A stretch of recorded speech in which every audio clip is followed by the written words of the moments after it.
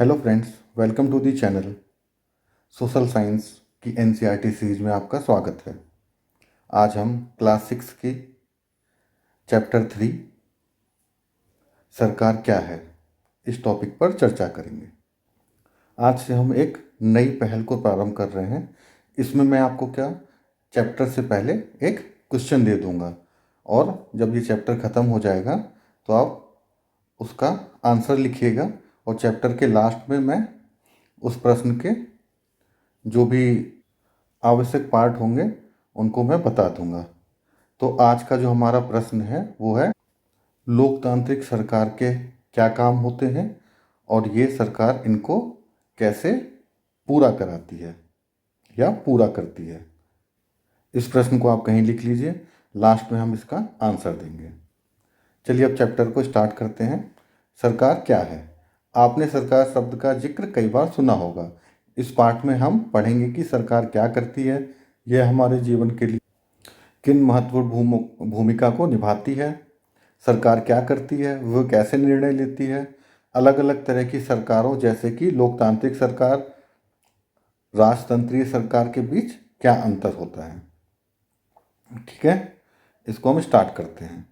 यहाँ पर जो पैराग्राफ है इसमें सबसे पहले क्या बताया जा रहा है कि वह विभिन्न निर्णय लेती है। जैसे कि वो निर्णय क्या क्या है।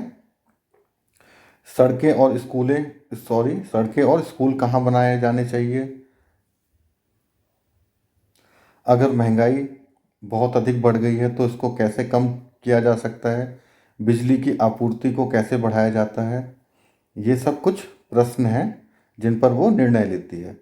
और क्या करती है, जो विभिन्न सामाजिक मुद्दे हैं उन पर भी कार्रवाई करती है। जैसे कि सरकार गरीबों की मदद के लिए बहुत सारे कार्यक्रम चलाती है। और सरकार क्या करती है, कुछ सेवाएं भी देती है। जैसे कि आपने देखा होगा, रेलवे की सेवा देती है सरकार, डाक की सेवा देती है। ऐसे बहुत सारी सेवाओं को भी सरकार द्वारा संचालित किया जाता है। और क्या है सरकार के कार्य, सीमाओं की सुरक्षा करना, दूसरे देशों से शांतिपूर्ण संबंध स्थापित करना, जो उसकी विदेश नीति है। देश के जो लोग हैं उनको पर्याप्त भोजन कराना, उनको अच्छी स्वास्थ्य सुविधाएं मिल सकें। अगर किसी तरह की प्राकृतिक विपदा आती है तो उसमें भी वो पीड़ितों की सहायता करती है। और क्या है, जैसे कि कोई विवाद हो जाता है तो हम न्यायालय जाते हैं, तो न्यायालय भी इसी सरकार का एक भाग है। अब अगले पैराग्राफ में क्या है कि सरकार जब इतने सारे काम कर रही है तो ये इतने सारे काम कैसे कर पाती है, उसको यहाँ पर बताया जा रहा है। और क्या बोल रहे हैं कि सरकार द्वारा इन कामों को करना क्यों ही आवश्यक है। आगे और पढ़ते हैं। जब लोग इकट्ठे रहते हैं और काम करते हैं तो कुछ हद तक एक व्यवस्था की आवश्यकता होती है जिसमें आवश्यक निर्णय लिए जा सकें। कुछ नियमों की जरूरत होती है जो सब पर लागू हो। उदाहरण के लिए संसाधनों के नियंत्रण और देश की सीमाओं की सुरक्षा आवश्यक है ताकि लोग सुरक्षित महसूस कर सकें। लोगों के लिए सरकार कई तरह के काम करती है, नियम बनाती है, निर्णय लेती है और अपनी सीमा में रहने वाले लोगों पर उन्हें लागू करती है। तो ये सरकार के कुछ कार्य हैं। और यहाँ पे हमने देखा कि ये कार्य करना क्यों आवश्यक है। ठीक है, जिससे कि एक देश में एक व्यवस्था बनाना, एक सिस्टम बहुत ही आवश्यक होता है, जिससे कि लोग एक व्यवस्था के अंतर्गत, एक कानून व्यवस्था के अंतर्गत बनाए गए नियमों के अंतर्गत व्यवहार करें और देश जिससे कि आगे बढ़ सके, आपस में संघर्ष ना हो और सुचारू रूप से देश आंतरिक और बाह्य रूप से दोनों तरह से सरलता से चल सके। तो ये सरकार के कार्य होते हैं। अब अगली जो हमारी हेडिंग है, सरकार के स्तर। तो सरकार के 3 तरह के स्तर यहाँ पे बताए गए हैं। एक स्थानीय स्तर, दूसरा राज्य स्तर और तीसरा राष्ट्रीय स्तर। स्थानीय स्तर का क्या मतलब है यहाँ पे कि जो गांव, शहर, मोहल्ले होते हैं उन पर सरकार किस तरह से काम करती है। जैसे कि आप किसी गांव में रहते हैं तो वहाँ पे जो भी व्यवस्था बनानी होगी, आपने ये पंचायत चुनाव सुने होंगे, तो ये पंचायत चुनाव में जो लोग चुने जाते हैं उसके बाद वहाँ का जो भी डेवलपमेंट होता है, वहाँ की जो भी समस्याएं होती हैं, जो भी कार्य होते हैं, जो भी कानून व्यवस्था होती है, उसके अनुरूप वो वहाँ पे कार्य करते हैं। तो इसी को स्थानीय स्तर पर सरकार का रूप बोला जाता है। उसके बाद राज्य स्तर पर, मतलब कि जैसे एक पूरा राज्य है, जैसे कि मान लेते हैं हम उत्तर प्रदेश हो गया, ये दिल्ली हो गया, तो यहाँ पे जो भी कानून व्यवस्था होगी, जो भी कानून बनाए जाएंगे, जो भी एक सिस्टम होगा, लॉ एंड ऑर्डर होगा, तो इसको यहाँ पे जो राज्य स्तर की सरकार होगी वो देखेगी। तो इसका मतलब है कि पूरे राज्य का एक सरकार ध्यान रखेगी, उसको राज्य सरकार कहते हैं। जिसमें हम देखते हैं विधानसभा चुनाव में उसमें लोगों का चयन किया जाता है। उसके बाद हमारा राष्ट्रीय स्तर पर, मतलब कि पूरे राष्ट्र को सरकार देखेगी राष्ट्रीय स्तर पर, जो कि लोकसभा चुनाव में हम देखते हैं, हम उसके द्वारा उस सरकार को स्थापित करते हैं। ठीक है, तो ये 3 स्तर हो गए सरकार के। अब हम आगे बढ़ते हैं। अगली हेडिंग है हमारी सरकार एवं कानून। सरकार कानून बनाती है और देश में रहने वाले सभी लोगों को वे कानून मानने होते हैं। जैसे अभी हमने देखा 3 स्तर पर, स्थानीय स्तर, राज्य स्तर और राष्ट्रीय स्तर पर। इन स्तर पर विभिन्न कानून बनाए जाते हैं और उन कानूनों को, जैसे जो राज्य में रहने वाले लोग होंगे वो उस राज्य के कानूनों को मानेंगे। जो पूरे राष्ट्र के लिए कानून बनाए जाएंगे संसद द्वारा, वो पूरे राष्ट्र पर लागू होंगे। और जो स्थानीय स्तर पर जो नियम बनाए जाएंगे उनका स्थानीय स्तर पर वहाँ के लोगों द्वारा पालन किया जाएगा। तो इसको दोबारा से पढ़ लेते हैं। सरकार कानून बनाती है और देश में रहने वाले सभी लोगों को वे कानून मानने होते हैं। केवल यही तरीका है जिससे सरकार काम कर सकती है। सरकार के पास जैसे कानून बनाने की ताकत होती है, वैसे ही यह ताकत भी होती है कि वह लोगों को कानून मानने के लिए बाध्य करे। तो सरकार का दोनों कार्य है। एक तरफ वो कानूनों को बनाती भी है, जो विभिन्न कानून संसद द्वारा पारित किए जाते हैं, तो उसको बनाने का भी काम है सरकार का, और उसका यहाँ के नागरिक पालन करें, ये भी उनका कार्य है। उसके लिए यहाँ के लोगों को वो बाध्य कर सकते हैं। यहाँ पे देखिए एग्जाम्पल के थ्रू यहाँ पे समझाया गया है। एक कानून है कि गाड़ी चलाने वाले के पास लाइसेंस होना चाहिए। अगर कोई लाइसेंस के बिना गाड़ी चलाते हैं तो पकड़े जाने पर उन्हें जेल की सज़ा काटनी पड़ती है या जुर्माना देना पड़ता है। तो यहाँ पे एग्जाम्पल से क्या पता चल रहा है कि सरकार ने जब अगर लाइसेंस बनाया है तो लाइसेंस संबंधित कुछ कानून भी बनाए होंगे। ठीक है, और अगर आप उन कानूनों को नहीं मानते हैं तो फिर उसके बाद सरकार आपको जुर्माना या सज़ा भी दे सकती है। तो ये दोनों रूपों में इस उदाहरण से समझाया गया है। सरकार जो कार्रवाई कर सकती है, उसके अलावा अगर लोगों को लगे कि किसी कानून का ढंग से पालन नहीं हो रहा है तो वे भी कुछ कदम उठा सकते हैं। तो यहाँ पे क्या एक्सप्लेन किया जा रहा है कि सरकार तो अपनी कार्रवाई कर ही रही है, लेकिन अगर किसी नागरिक को लगता है कि किसी कानून का सही ढंग से पालन नहीं हो रहा है तो वो उसके लिए कदम उठा सकता है, वो नागरिक भी। उदाहरण के लिए अगर किसी व्यक्ति को यह लगे कि उसके धर्म या उसकी जाति के कारण किसी नौकरी में उसे नहीं लिया जा रहा है तो वो न्यायालय जा सकता है और यह दावा कर सकता है कि कानून का पालन नहीं हो रहा है। तब न्यायालय आदेश देगा कि क्या कार्रवाई उठाने की आवश्यकता है। तो यहाँ पे क्या एक्सप्लेन किया जा रहा है, सरकार तो विभिन्न जो भी कानून हैं उनको लागू तो करेगी, अगर वो सही से लागू नहीं हो पा रहे हैं तो नागरिक भी न्यायालय जाकर उन कानूनों को लागू करा सकते हैं। अब यहाँ पे सरकार के प्रकार दे रखे हैं कि ये जो हमारी हेडिंग है वो गवर्नमेंट के टाइप बता रही है। सरकार को निर्णय लेने और कानूनों का पालन करवाने यानी उन्हें बाध्य करने की शक्ति कौन देता है। तो ये जो कानून बनाए जा रहे हैं, अगर संसद कानून बना रही है तो ये कानून कौन बनाता है और इन कानूनों को मानना है, इसके लिए बाध्य कौन करता है। तो ये हमारा यहाँ पे पहला प्रश्न है।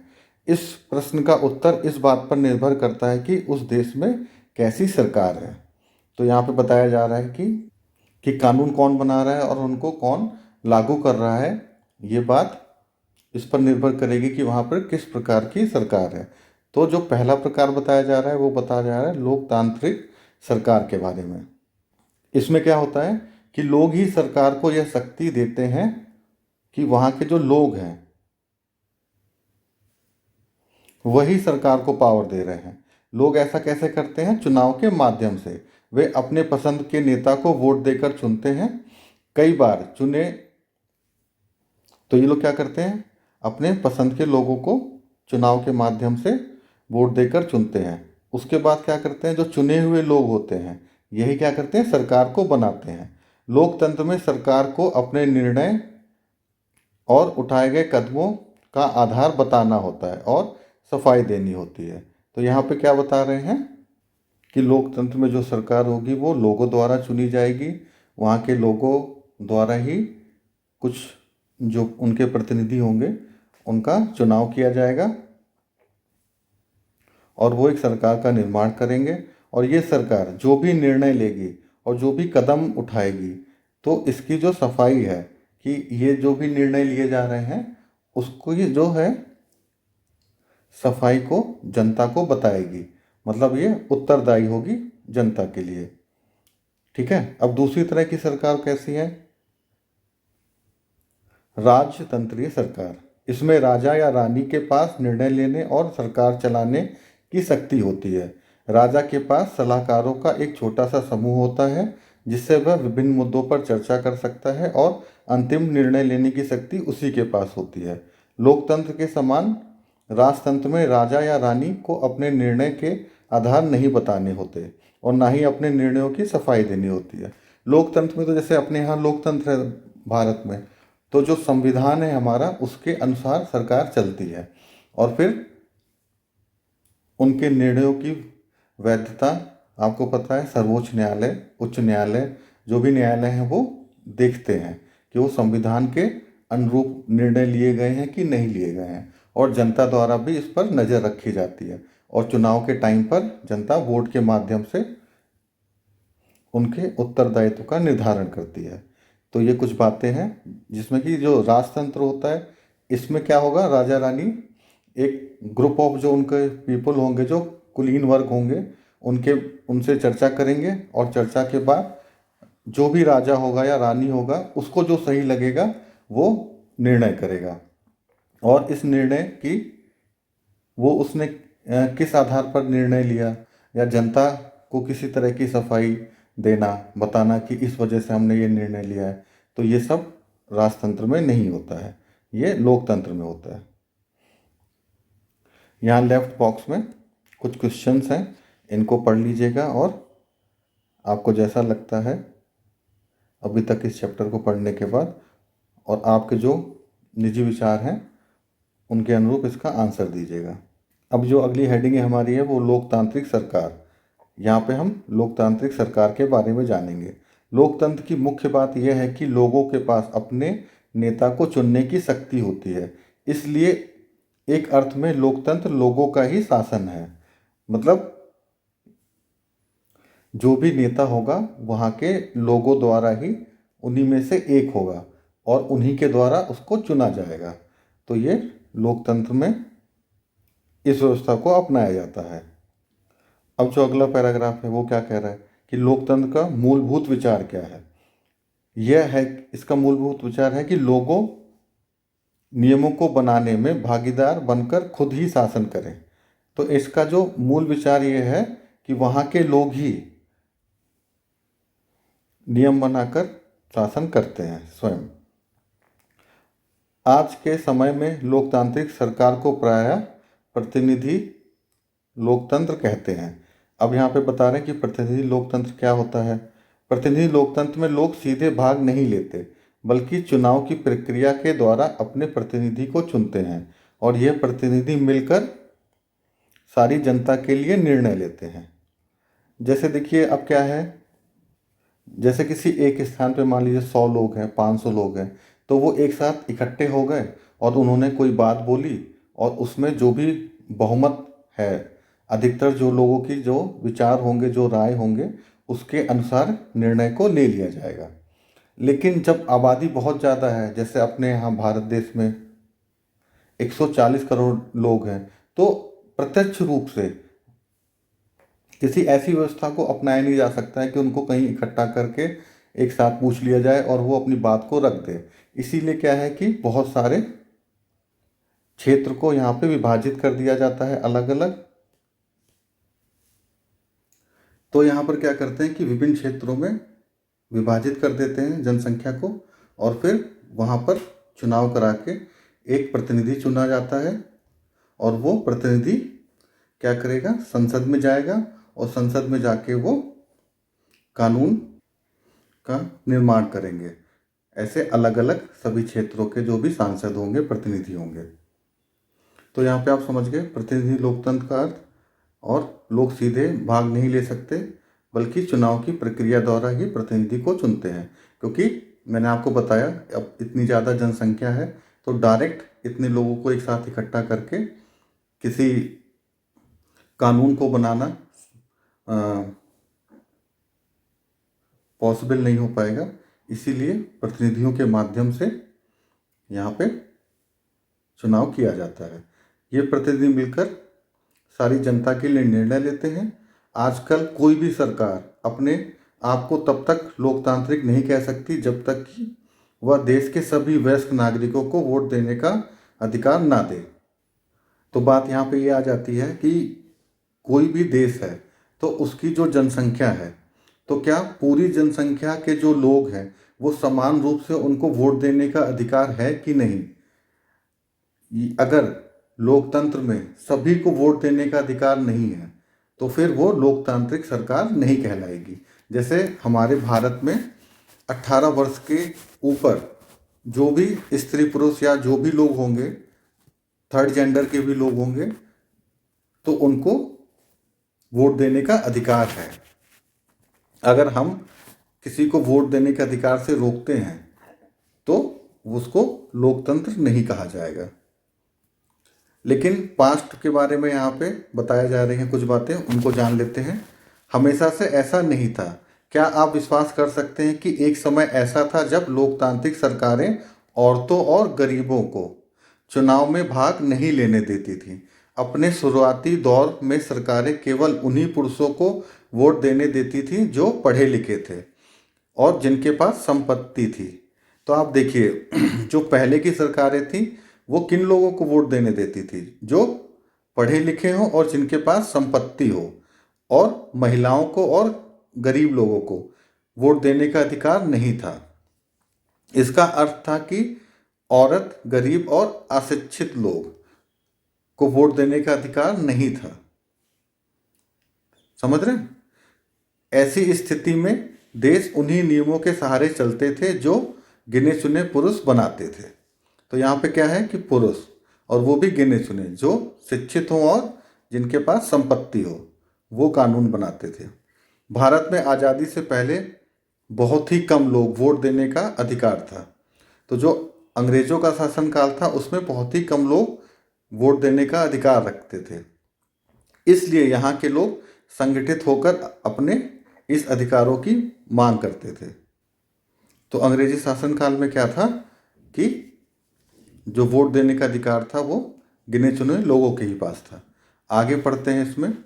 गांधी जी समेत कई नेताओं ने इस अन्यायपूर्ण व्यवहार का विरोध किया। उन्होंने भी जोर शोर से ये मांग उठाई।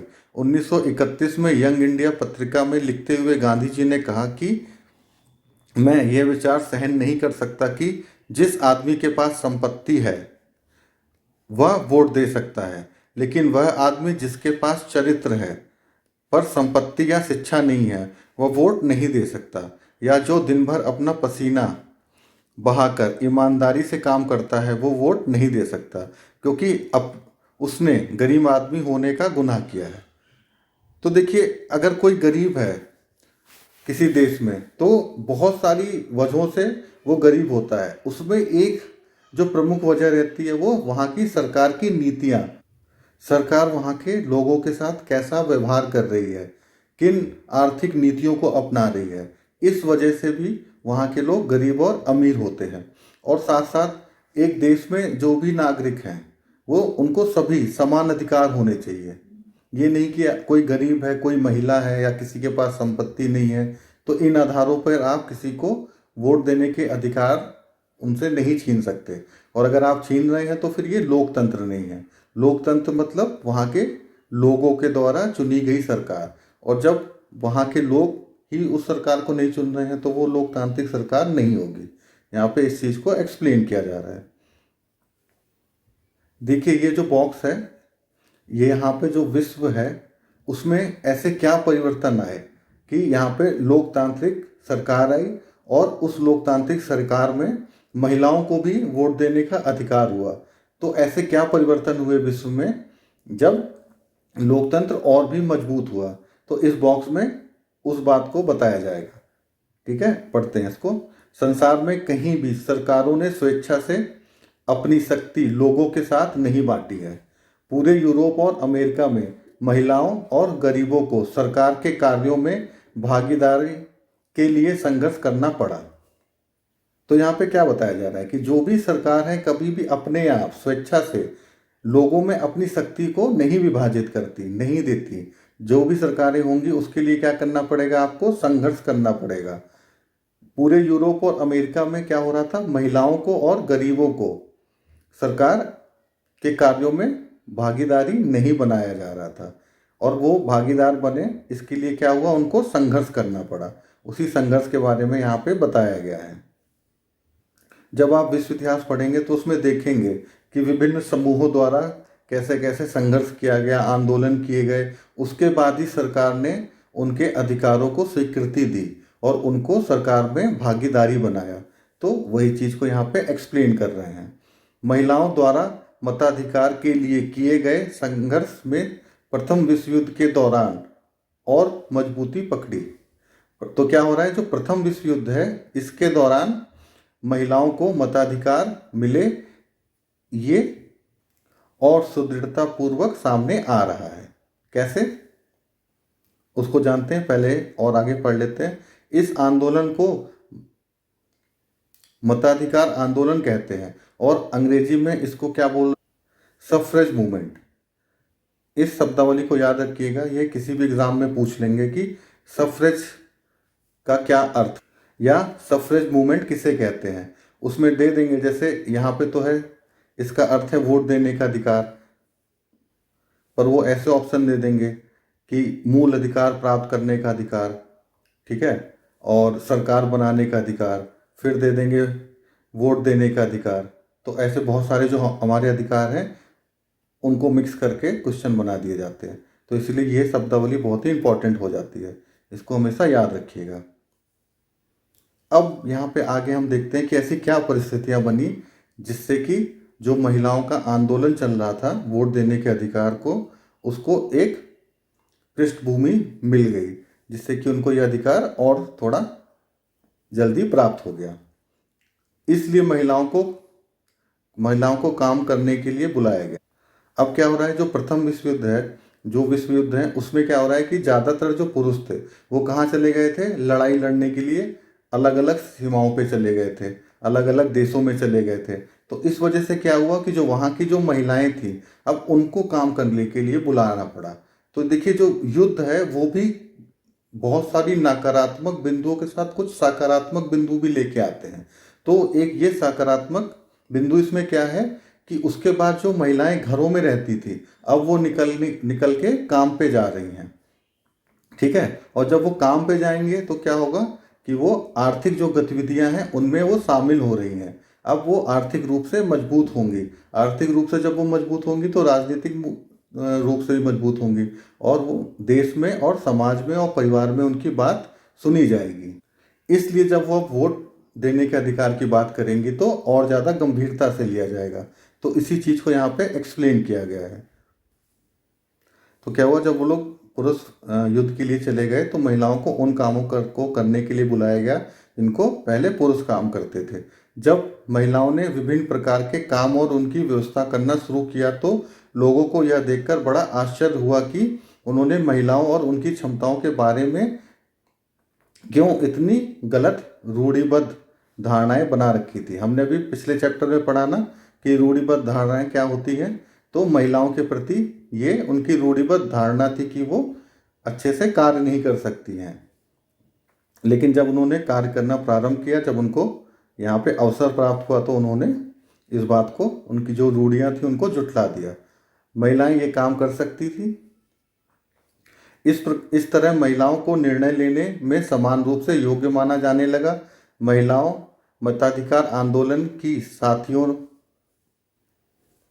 साथियों ने सभी महिलाओं के लिए वोट देने के अधिकार की मांग की। उनकी आवाज़ सुनी जाए, इसके लिए उन्होंने जगह जगह पर अपने आप को लोहे की जंजीरों में बांधकर प्रदर्शन, देखिए वो कैसे प्रदर्शन कर रही थी, अपने आप को लोहे में बांध रही थी। ये एक प्रतीकात्मक रूप था कि वो किस तरह से समाज में बेड़ियों में जकड़ी हुई हैं। तो यहाँ पे उसको उन्होंने इस तरह से एक्सप्लेन किया। उनमें से कई क्रांतिकारी महिलाएं जेल गईं और भूख हड़ताल पर बैठी। तो देखिए, अपने अधिकारों के लिए आपको संघर्ष करना ही पड़ेगा।